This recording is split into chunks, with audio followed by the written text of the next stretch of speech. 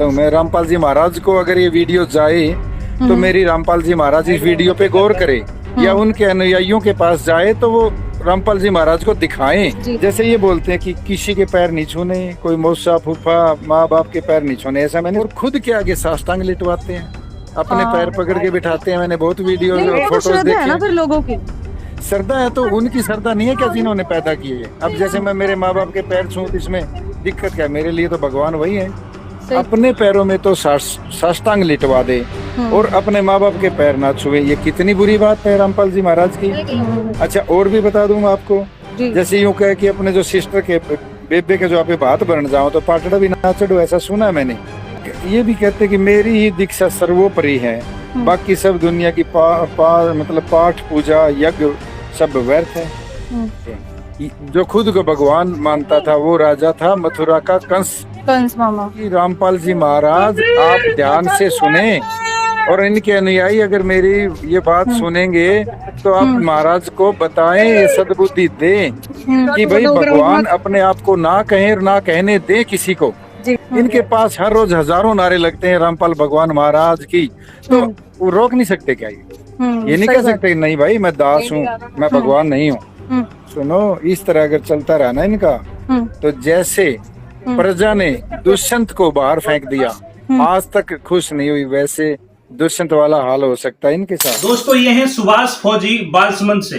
हाल ही में इन्होंने सौम्या जी को कॉल पर कुछ बातें कही हैं, जिसमें इन्होंने संत रामपाल जी को लेकर कुछ आपत्ति जाहिर की। पलटूबाज सुभाष फौजी की जो अज्ञानता है, इन्होंने अज्ञानता के चलते जो संत रामपाल जी के संपूर्ण अध्यात्म ज्ञान में अपनी आपत्ति जाहिर की है, आज की इस वीडियो में उस पर विशेष चर्चा करने वाले हैं। दर्शकों से निवेदन है, यदि बात समझनी है तो पूरी सुननी होगी।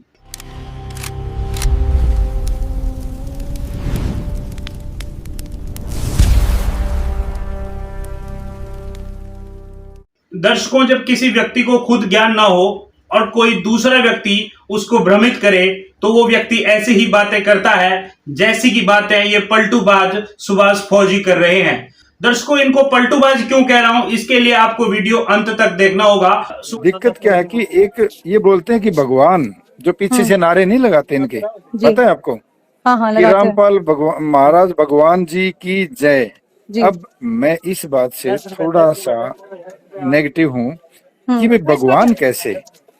भगवान तो कबीर दास जी ने भी नहीं, जो इनके गुरु जी हैं, जिनको ब्रह्मा बोलते हैं ये, उन्होंने भी अपने आप को भगवान नहीं कहा। पहले तो मैं इनसे ये जानना चाहता हूँ, क्या आपने कबीर साहब को ठीक से जाना या समझा है? और दूसरी बात यह है, ब्रह्मा नहीं होता, वो ब्रह्म होता है। कबीर साहब के आगे पूर्ण ब्रह्म लगता है। थोड़ा सा आपको इस आध्यात्मिक ज्ञान की डीप में जाना चाहिए था। बजाय अपना वक्तव्य जाहिर करने से पहले आपको संत रामपाल जी या फिर जिन कबीर साहब जी की आप बात कर रहे हैं, यानी कि कबीर दास जी की, उनके बारे में जान लेना जरूरी था। ये कहते हैं कि कबीर दास जी ने अपने आप को कभी भगवान नहीं कहा, तो इनकी बातों से ये पता लग रहा है इनको कबीर साहब जी का 1% भी ज्ञान नहीं है। यदि इन्हें पता होता तो ये ऐसी बातें करते ही नहीं है। यदि आप थोड़ा बहुत भी कबीर सागर का अध्ययन कर लेते, कबीर साहब ने अपने आप को भगवान कहा है या नहीं कहा है। दोस्तों, अगर आप कबीर सागर उठाकर देखेंगे तो कबीर सागर में ऐसी बहुत सी वाणियां मिलती हैं जिसमें कबीर साहब जी ने अपने आप को इस पूरी सृष्टि का मालिक कहा है। कबीर साहब जी कहते हैं हम ही अलग अल्लाह हैं, कुतुब गोश। और क्योंकि कबीर साहब जी की ऐसी बहुत सी वाणियां हैं, जैसे कबीर साहब जी की एक वाणी में आता है कि हम बैरागी ब्रह्मपद सन्यासी महादेव, सोहम मंत्र दिया शंकर को वो करे हमारी सेव। और भी ऐसी बहुत सी वाणियां हैं, जब ये कबीर सागर को पढ़ेंगे तो आपको पता लगेगा कि कबीर साहब जी ने अपने आप को भगवान कहा है कि नहीं। फौजी साहब, कबीर साहब भगवान है कि नहीं, उस वीडियो का लिंक डिस्क्रिप्शन में लगा देता हूं, उस वीडियो को जरूर देख लेना। एक बात का जवाब दीजिए। लोग भी तो ये बात बोलते हैं ना कि भाई वो व्यक्ति मेरी जिंदगी में भगवान बन के आया था, तो ये भी तो भगवान बन के आया था। इनको अगर भगवान बोल दिया तो क्या गलत बात है? अरे भाई, ये तो हम कहने की बात है कि भाई किसी आदमी में भगवान बढ़ जाए, जो जिसका काम आ जाए, तो यूं कहने की बात है कि इसमें भगवान बढ़ गया। तो भगवान का मतलब ही कुछ और होता है जी। भगवान तो निराकार होता है, ईश्वर तो निराकार होता है, आकार थोड़ी उसका कोई। तो दर्शकों देखिए आपकी इनकी जो इंटरप्रिटेशन है भगवान को लेकर, ये कहते हैं कि भगवान तो निराकार होता है। ये तो सब कहने की बातें हैं कि उसमें भगवान बढ़ गया, या नहीं कि इन्होंने भगवान के अस्तित्व को पूरी तरह नकार दिया, क्योंकि इनका कहना है कि भगवान निराकार है। मोदी साहब मैं आपसे ये जानना चाहता हूं, ये जो आप अद्वितीय आध्यात्मिक ज्ञान लेकर आए हैं कि भगवान निराकार होता है, इसका आधार बता दीजिए कि इसका आधार क्या है। ईश्वर तो निराकार होता है, आकार थोड़ी उसका कोई। जी। जैसे मैं बता देता हूँ, जैसे आर्य समाज और रामपाल जी के बीच में जो मतभेदों की बात है, अब आर्य समाज कहता है कि भगवान तो निराकार है, अब रामपाल जी कहते हैं कि तो साकार है, तो इंसान के रूप में आते हैं। अब इंसान के रूप में देखे तो नहीं इंसान। दूसरी बात, आप आर्य समाज का नाम ले रहे हैं, तो सबसे पहले तो आप ये बताइए, क्या आप आर्य समाज के किराए के प्रवक्ता बनकर आए हैं, या फिर यह सिर्फ आपकी अपनी मूर्खता है? आर्य समाज तो यह भी कहता है कि सूर्य पर वेद पढ़े जाते हैं। आर्य समाज तो यह भी कहता है कि 24 साल की लड़की और 48 साल के पुरुष का विवाह उत्तम है। तो यदि आप आर्य समाज की इस बात को मान रहे हैं, तो आर्य समाज तो बहुत सी बातें कहता है जो समाज में मानने और समाज में रखने योग्य नहीं है। और यदि संत रामपाल जी महाराज ईश्वर को साकार बता रहे हैं, परमेश्वर को साकार बता रहे हैं, तो उसको प्रमाणित वेदों से कर रहे हैं। यदि आप आर्य समाज की तरफ से बोल रहे हैं, तो एक बात कान खोल के सुन लीजिए। संत रामपाल जी ने इन आर्य समाजियों को कई वर्षों से खुली चुनौती दे रखी है कि आके शास्त्रार्थ करें। उनमें तो सामने आने का सामर्थ्य है नहीं, और आप बिना पढ़े लिखे उनके अज्ञान का ढोल बजा रहे हैं। वाह फौजी साहब, कमाल कर दिया आपने। तो थोड़ा विवेक तो लगा लेते, नहीं पता था तो थोड़ा जान ही लेते, थोड़ा पढ़ ही लेते। जिस आर्य समाज का आप हवाला दे रहे हैं कि वो ईश्वर को निराकार बताते हैं, थोड़ा डीपली जाते तो सही, थोड़ा पढ़ते तो सही। क्या वेदों के अंदर वास्तव में परमात्मा को निराकार बताया? वेदों में तो लिखा हुआ है कि वो परमात्मा राजा के जैसे दिखने वाला है, मनुष्य दृश्य है, राजा के समान दर्शनीय है, और तीसरे मुक्ति धाम पे रहता है, तुरियम धाम पे रहता है, और वहां से वहां से चलकर आता है, यहां अपनी आत्माओं को ज्ञान समझाता है। इसका भी लिंक आपको डिस्क्रिप्शन में दे रहा हूं, ध्यान से देख लीजिएगा। आर्य समाज के प्रवक्ता बनकर आ गए आप। जिन आर्य समाजियों की संत रामपाल जी ने कई साल पहले बोलती बंद कर दी, आप उनके प्रवक्ता बन के आ रहे हैं। बिना शास्त्रों को जाने मुंह उठाकर बोलना आपकी घटिया सोच और अज्ञानता को दर्शाता है। अभी दर्शकों ये कह रहे हैं कि भगवान किसी ने देखे नहीं है, और अभी ये आगे प्रूव करेंगे इस बात को कि अवतार लेके जो है उस भगवान ने अवतार लिया है, अवतार लेके जो है उस राक्षस का वध किया। अभी सुनते रहे ना इनके दोगले बोल। जो खुद को भगवान मानता था वो राजा था मथुरा का कंस मामा, ठीक बात। हाँ, कंस राजा। अब उसका संहार करने के लिए श्री कृष्ण को अवतार लेना पड़ा, क्योंकि उसने अपने आप को भगवान मान लिया। इसीलिए इनको पलटूबाज कहा था मैंने।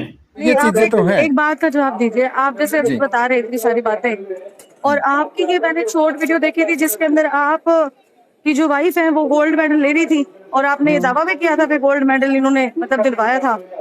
अरे भाई, मैंने दावा नहीं किया ये। दर्शकों, इन पलटूबाज ने ये दावा किया है कि नहीं किया, ये वीडियो में आप। मैं जब जेल में था, मेरे ऊपर बहुत सारे मुकदमे थे, बहुत सारे 30-35 मुकदमे थे, और बहुत हैवी मुकदमे थे सारे, कोई छोटे मोटे नहीं थे।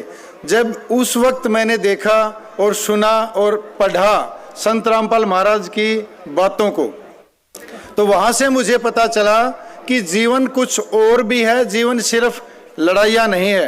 तो वो जीवन जब मैंने उनको देखा कि मैं जब बाहर निकलूंगा तो ये जीवन जिएंगे और ये चीजें सारी त्याग कर देंगे उसके। और मैंने ये संत रामपाल महाराज की कृपा थी जो मैं इतना कर रहा था, और इसके बाद मैंने अपने बच्चों को भी पढ़ाया।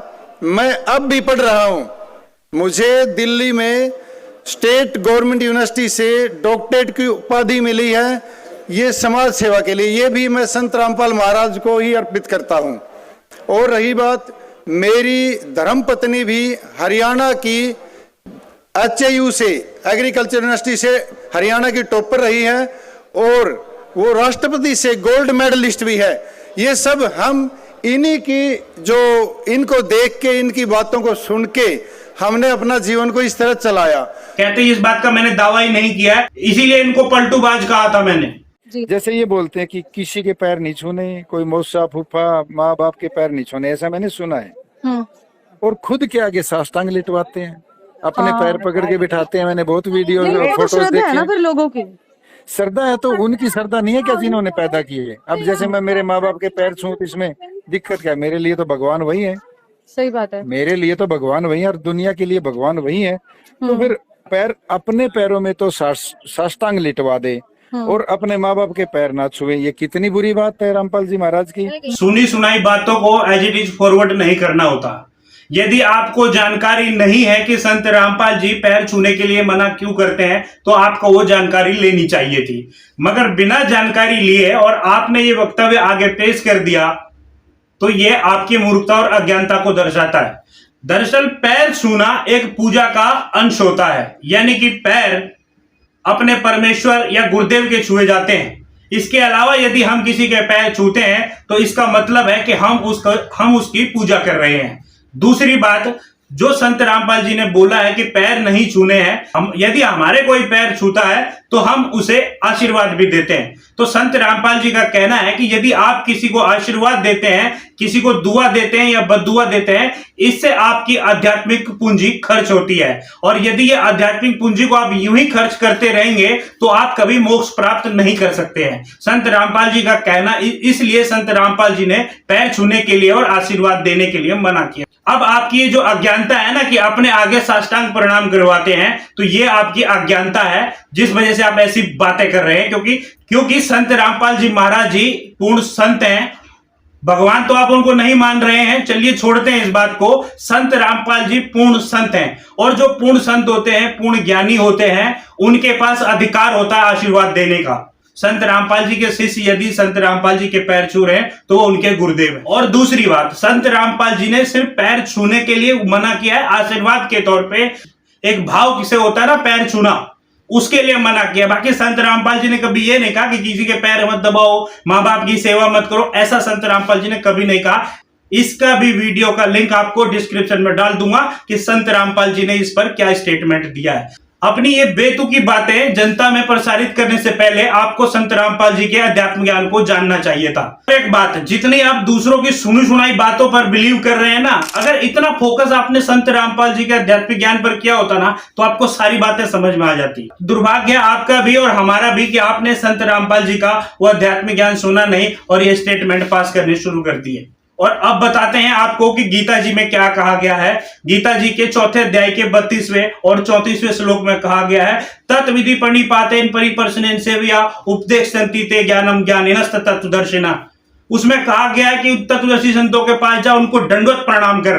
जो आप कहते हैं ना साष्टांग प्रणाम करवा रहे हैं, तो ये विधि हमारे शास्त्रों में बताई गई है। जो पूर्ण गुरु होता है उसके पास अधिकार होता है, वो पूरे विश्व को भी अपने आगे नतमस्तक कर सकता है, क्योंकि वो संपूर्ण गुरु होता है। मगर दुर्भाग्य है कि आपने संत रामपाल जी का 1% भी ज्ञान नहीं समझा और इतनी बड़ी स्टेटमेंट पास कर दी। वाह फौजी साहब, आपने तो फौजी के प्रति, जो फौजी इस नाम के प्रति भी जो लोगों की श्रद्धा होती है ना, वो भी आप उसको भी खराब करने का काम कर रहे हो। अच्छा, और भी बता दूं मैं आपको, जैसे यूं कहे कि अपने जो सिस्टर के बेबे के जो आप बात बन जाओ तो पाटड़ा भी ना चढ़ो, ऐसा सुना है मैंने। अच्छा, ऐसा भी बोला इन्होंने कि मतलब ये बात अच्छी है क्या, पाटड़ा ना चढ़े? अब बेबे किस चीज की आस करती है? कभी कभी शादी कोई होती है तो तभी। मैं इनसे पूछना चाहता हूं, एक परिवार में एक पिता ने अपनी बेटी, जिसको बचपन से पाला पोसा होता है, जब उस बेटी को ही समर्पित कर दिया, तो इससे बड़ी कोई चीज देने के लिए क्या हो सकती है? भात भरना और ये पाटने के नाम पर, ये पाटने पर चढ़ने के नाम पर पंडितों द्वारा फैलाए गए आडंबरों और लोक दिखावे के चक्कर में भाई कर्जदार हो जाता है। संत रामपाल जी इन फिजूल खर्ची और दहेज और पंडितों के इन ढकोसलों का विरोध करते हैं और इस पाखंड का विरोध करते हैं जिसे प्रथा बना रखा है। इसलिए संत रामपाल जी मना करते हैं। और संत रामपाल जी कहते हैं यदि बहन की मदद ही करनी है तो किसी और तरीके से कर दो, उसका घर उसके पास यदि घर नहीं है तो उसका घर बनवा दो, उसको स्थायी सहारा दो, उसके और तरीके से मदद करो, मगर ये ढकोसला नहीं करना है, ये जो दिखावा है ये नहीं करना है। इसके लिए संत रामपाल जी ने मना किया हुआ है।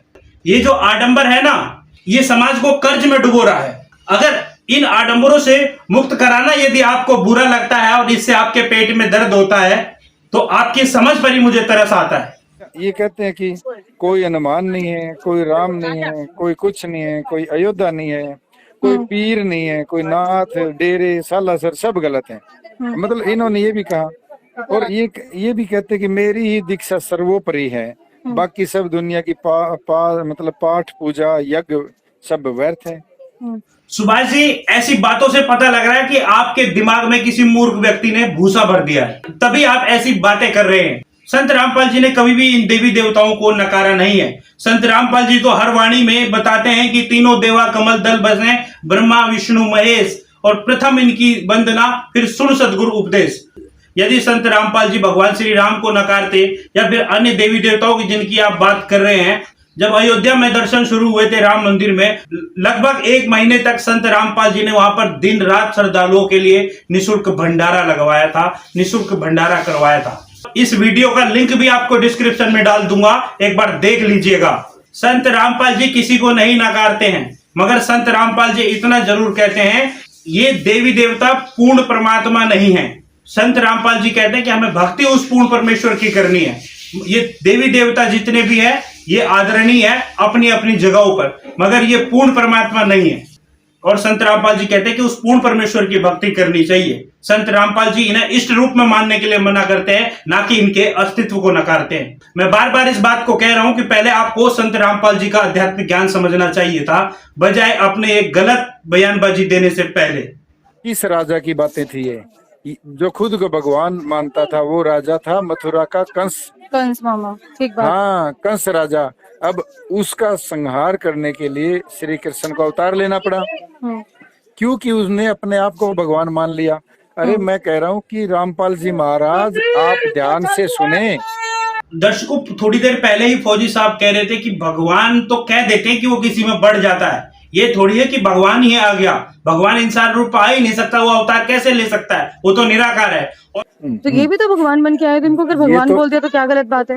अरे भाई, ये तो हम कहने की बात है कि भी किसी आदमी में भगवान बढ़ जाए, जो जिसका काम आ जाए, तो यूं कहने की बात है कि इसमें भगवान बढ़ गया। तो भगवान का मतलब ही कुछ और होता है जी। भगवान तो निराकार होता है, ईश्वर तो निराकार होता है, आकार थोड़ी उसका। अब इंसान के रूप में देखे तो नहीं, इंसान में ये तो पता है कि ये तो लोग कहते हैं, हमारे बुजुर्ग कहते हैं कि भगवान राम मतलब इंसान में बढ़ जाते हैं, यानी कि किसी में सद्बुद्धि आ जाए उसको बोल देते हैं। और आप कह रहे हैं कि कृष्ण ने अवतार लेकर जो है उस राक्षस का वध करा। हमारे गुरु जी एक बात कहते हैं कि नीम हकीम खतरा ए जान। तो ये जिस नीम हकीम ने इनकी बुद्धि भ्रष्ट कर दी है, अपनी अज्ञानता का जो कचरा इनके दिमाग में भर दिया है, तो ये ऐसी बातें कर रहे हैं। अब श्री कृष्ण कौन थे फिर? श्री कृष्ण को तो सभी भगवान मानते हैं। तुम्हारी ये वो वाली बात फेल हो गई। आर्य समाज का जो ठेका ले रहे थे आप कि आर्य समाज तो मानता ही नहीं कि भगवान अवतार लेता है, तो फिर श्री कृष्ण, श्री राम और ये जो हम 12 या फिर 24 अवतार मानते हैं, तो ये क्या थे फिर? तो फौजी साहब, इसलिए कहा था मैंने, संत रामपाल जी का थोड़ा ज्ञान समझो। आप उनके ज्ञान को समझेंगे तो ये सारी बातें आपके समझ में आएंगी, नहीं तो लोग ऐसे ही मूर्ख बनाएंगे आपको। एक बात बताओ, जब भगवान श्री राम आए या भगवान श्री कृष्ण आए, उस समय में किसी ने उनको भगवान माना था? मगर आज पूरी दुनिया मानती है, आज पूरा हिंदू सनातन धर्म मानता है।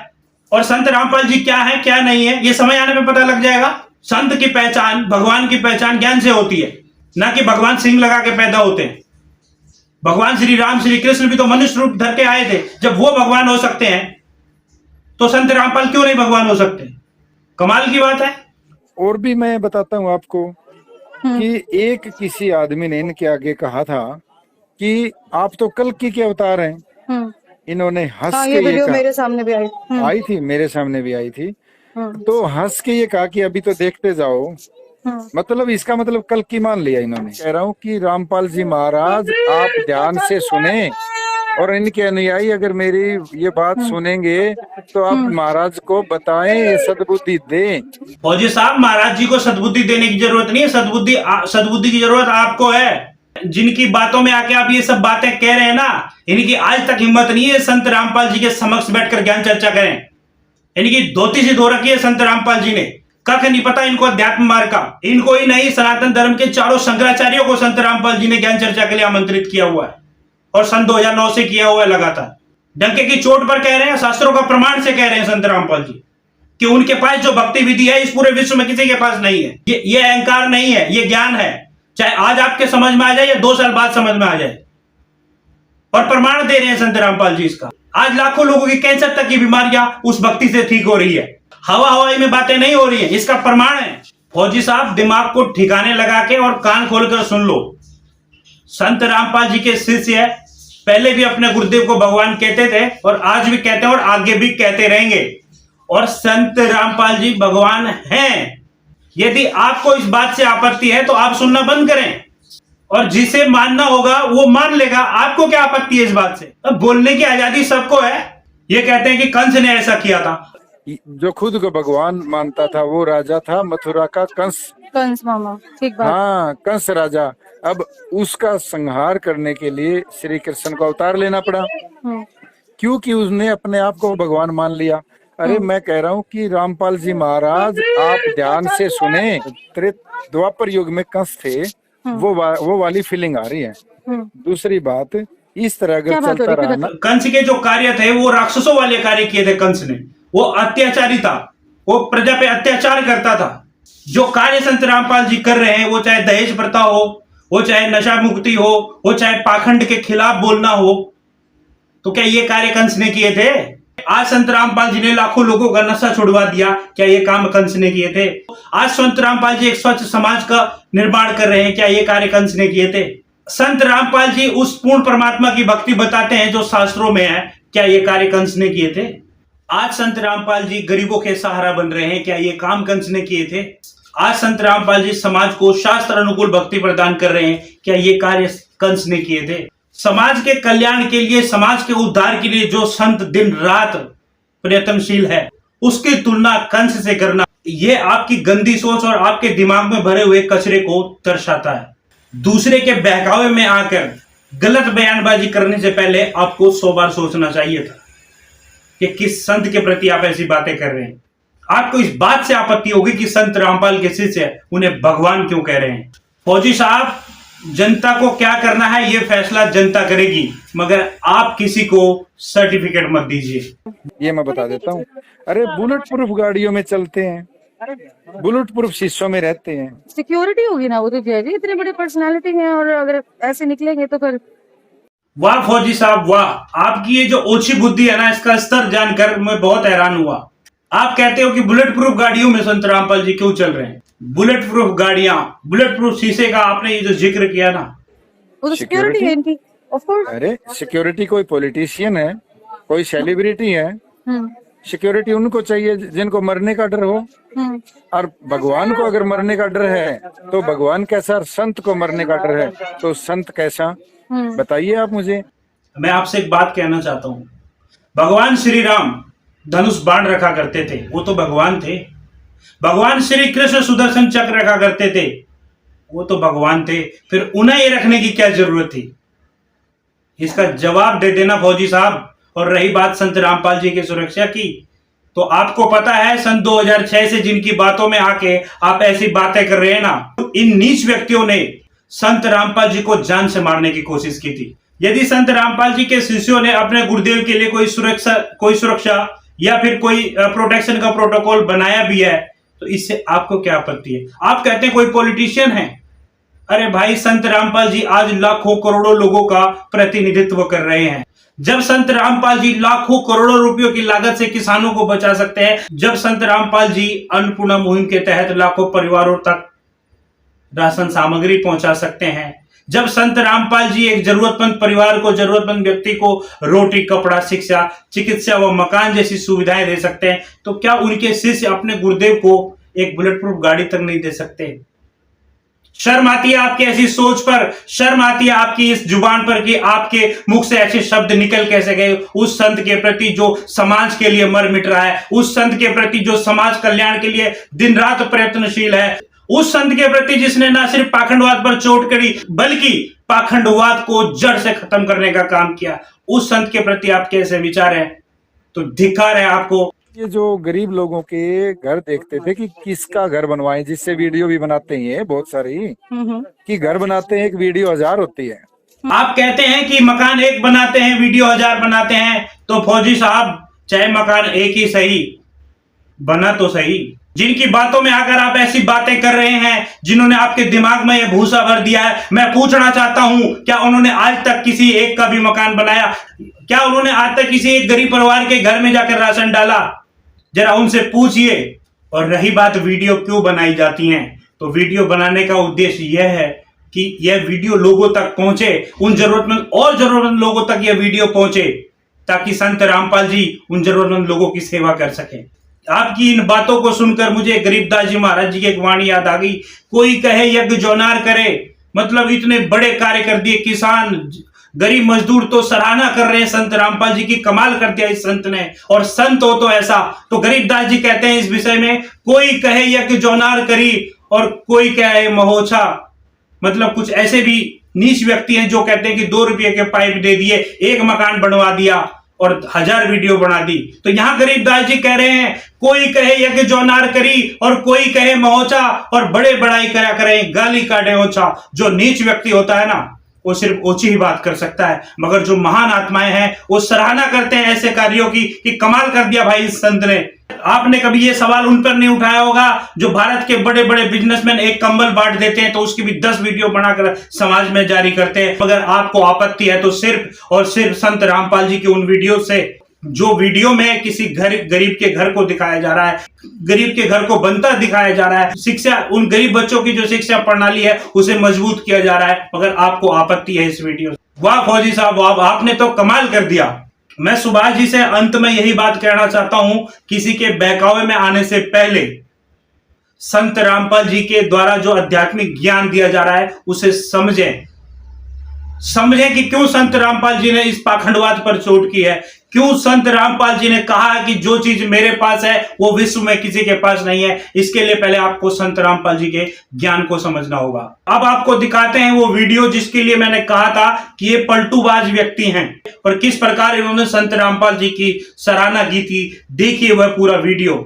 आदरणीय मंच, बहुत ही आदर के योग्य सामने बैठे इतनी दूर दूर से आए हुए भक्तजन जो इतनी श्रद्धा भाव से बैठे हैं, मैं सबको हाथ जोड़कर सर झुकाकर नमस्कार करता हूँ। अच्छा, सबसे पहले तो मैं बता दूं कि मैं फौज से हूँ और जितना अनुशासन फौज में होता है उतना अनुशासन मैंने संत रामपाल महाराज के अनुयायियों में देखा है, वरना इतना अनुशासन मैंने कभी नहीं देखा। इतने जनसंख्या में लोग बैठे और इतने शांत भाव से बैठे हैं, या तो ये फौज में अनुशासन था या फिर ये संत रामपाल महाराज के अनुयायियों का अनुशासन है। इसके लिए मैं आपका बहुत बहुत आभारी रहूँगा। और संत रामपाल महाराज की बातें सिर्फ हरियाणा तक सीमित नहीं है, ये मैं अपने हरियाणा का लास्ट में जो राजस्थान के लगते हुए गांव से हूँ, बालसमुंद गांव से, उससे भी आगे राजस्थान के गांव में भी बाढ़ आई हुई थी, जो राज कनाल निकली हुई उनमें से पानी गया था, वहाँ भी संत रामपाल महाराज की सेवाएं गई हैं। तो ये नेशनल इंटरनेशनल तक की सेवाएं प्रदान करते हैं संत रामपाल महाराज। इनका बहुत बहुत आभार व्यक्त करते हैं हमारे हरियाणा और भारत की जनता। मैं मेरी तरफ से आभार व्यक्त करता हूँ। और रही बात, जैसे मैं जब जेल में था, मेरे ऊपर बहुत सारे मुकदमे थे, बहुत सारे 30-35 मुकदमे थे और बहुत हैवी मुकदमे थे सारे, कोई छोटे मोटे नहीं थे। जब उस वक्त मैंने देखा और सुना और पढ़ा संत रामपाल महाराज की बातों को, तो वहाँ से मुझे पता चला कि जीवन कुछ और भी है, जीवन सिर्फ लड़ाइयाँ नहीं है। तो वो जीवन जब मैंने उनको देखा कि मैं जब बाहर निकलूँगा तो ये जीवन जिएंगे और ये चीज़ें सारी त्याग कर देंगे। उसके बाद मैंने शादी करवाई, उसका असर इतने लोगों पे गया कि मैंने एक तो ये सारी चीजें छोड़ी, मैंने बहुत से लोगों को पढ़ाया, बहुत ही सामाजिक कार्य भी किए जो अखबारों में बहुत आए हैं। मैंने 200-250 लड़कियों की बिना अखबारों में दिए, बिना वीडियो बनाए शादी की। हर लड़की के किन्नादान 1 लाख से 2 लाख मेरा किन्नादान जाता था। और मैंने ये संत रामपाल महाराज की कृपा थी जो मैं इतना कर रहा था। और इसके बाद मैंने अपने बच्चों को भी पढ़ाया, मैं अब भी पढ़ रहा हूँ। मुझे दिल्ली में स्टेट गवर्नमेंट यूनिवर्सिटी से डॉक्टरेट की उपाधि मिली है, ये समाज सेवा के लिए। ये भी मैं संत रामपाल महाराज को ही अर्पित करता हूँ। और रही बात, मेरी धर्मपत्नी भी हरियाणा की HAU से, एग्रीकल्चर यूनिवर्सिटी से हरियाणा की टॉपर रही है और वो राष्ट्रपति से गोल्ड मेडलिस्ट भी है। ये सब हम इन्हीं की, जो इनको देख के, इनकी बातों को सुन के हमने अपना जीवन को इस तरह चलाया। तो मैं तो चाहता हूं कि जब हम इतने गटर में से निकल के इस जीवन को यहाँ ला सकते हैं तो एक आम इंसान कहाँ जा सकता है। तो प्रेरणा तो मिलती है अच्छे कामों से। और रही बात, मैं तो दोस्तों यदि आप मेरी इस बात से सहमत हैं तो इस वीडियो को इन सुभाष फौजी भाई साहब तक जरूर पहुंचा देना। और आपके इस बारे में क्या विचार है आप कमेंट में अपनी राय जरूर रखें। और हाँ, चैनल को सब्सक्राइब कर देना, क्योंकि मेरे इस चैनल पर ऐसे पलटूबाज लोगों को लगातार जवाब दिया जाता रहेगा। बहुत बहुत धन्यवाद। जय हिंद, जय भारत, जय संतरामपाल।